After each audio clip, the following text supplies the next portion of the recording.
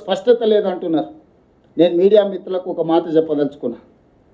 Any official visit భారత రాయబార కార్యాలయానికి సంబంధించిన అధికారులు స్వయంగా పర్యవేక్షిస్తారు. ప్రతి సమావేశంలో ప్రత్యక్షంగా పాల్గొంటారు.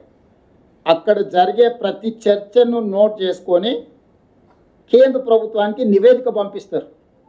మినిస్ట్రీ ఆఫ్ ఎక్స్టర్నల్ అఫేర్స్కి భారత అంబాసిడర్ కానీ ఆయన పరిధిలో పనిచేసే భారత ప్రభుత్వానికి సంబంధించిన అధికారులు విదేశాలలో ఎవరైతే ఉన్నారో విదేశాంగ రాయబార కార్యాలయం నుంచి వాళ్ళే కోఆర్డినేట్ చేస్తారు ఈ ప్రోగ్రామ్స్ అన్నిటినీ.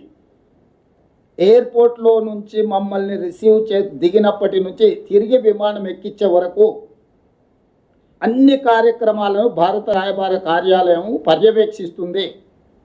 మినిట్ టు మినిట్ ప్రోగ్రామ్ని కేంద్ర ప్రభుత్వానికి అందిస్తుంది. మీటింగ్లో జరిగిన చర్చల అంశాన్ని కూడా నివేదిక రూపంలో కేంద్ర ప్రభుత్వానికి అందిస్తుంది. ఇది చాటుమాటుగా పర్యటన కాదు, అధికారిక పర్యటన. అధికారిక పర్యటనలో భారత రాయబార కార్యాలయం ఏ దేశానికి వెళ్తే ఆ దేశానికి ఎందుకు ముందస్తుగా సమాచారం అందిస్తాం? వాళ్ళు తగిన ఏర్పాట్లు చేసుకోవడానికి ఈ సమాచారాన్ని అంతా అందిస్తాం. కాబట్టి ఇవన్నీ అందించి ఇవన్నీ ఎక్స్టర్నల్ అఫేర్స్ మినిస్టర్ తెలియదా? ఆయన కూడా ఇంతకుముందు అంబాసిడర్గానే పనిచేసిండు కదా విదేశాలలో. జయశంకర్ గారు గతంలో మంత్రి కాకంటే ముందు విదేశాంగ కార్యదర్శిగా పనిచేసింది కదా వారికి మొత్తం వివరాలు తెలుసు కదా. ఒక తెలంగాణ రాష్ట్ర ముఖ్యమంత్రి పర్యటనను తిరస్కరిస్తున్నారు అని అంటే సమీక్షించకుండా సమాచారాన్ని సేకరించకుండా ప్రధానమంత్రిగా దృష్టిలో లేకుంటే ఇలాంటి సంఘటనలు జరుగుతాయా? తెలంగాణ అంటే చులకన, తెలంగాణ అంటే చిన్నచూపు, తెలంగాణ అంటే వివక్ష.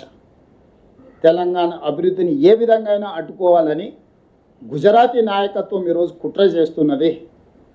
దీన్ని ముక్త కంఠంతో మేమందరం తెలంగాణ రాష్ట్ర ప్రభుత్వం తరఫున మంత్రులు, ఎంపీలు, ఎమ్మెల్సీలు, ఎమ్మెల్యేలు ప్రతి ఒక్కరూ తెలంగాణ వాదులు ఖండించాల్సిన సందర్భం. మేమందరం ఖండిస్తున్నాం.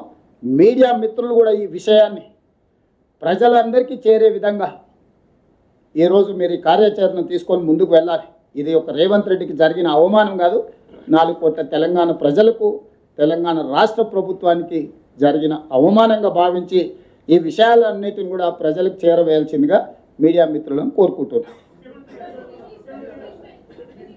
Yes, Telangana government cabinet has decided to take up Telangana Rising 2047 in December 7th, 8th and 9th. We wanted to organize a investment summit from Telangana state. For that promotion, we have decided to travel UK and US to invite best of the best universities, sports academies and investments. We have visited Oxford, London School of Business, other Ivy League institutions in UK. But Government of India has decided to decline permission to visit USA. I have applied, I have given proper format to MEA, but simple single line, they have told that they have given that clearance from political angle is declined. What is the meaning of political decline? What is the reason of political? The reason is that I belong to Congress party, I belong to Telangana state. Narendra Modi and Bhupendra Patel belongs to Gujarat. He has given permission to visit Gujarat Chief Minister to US. Last 1 week, almost 8 days, he is traveling around Canada and US. He is conducting road shows in US to invest in Gujarat.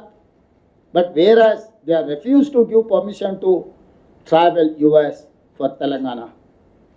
Unfortunate, but they have done deliberately. We are not saying it is casual. There is a political reason. They are creating obstructions to invest in Telangana. They wanted to send a message to the globe saying that we are going to tolerate whoever is going to invest in Telangana. they are going to punish them. I've seen all these 30 months. They are reluctant to cooperate with Telangana development. That may be Triple R, that may be Metro Rail, that may be any other angle. Why? Because Narendra Modi is thinking that he is an ambassador for Gujarat. He doesn't want to grow any other parts of the country. He only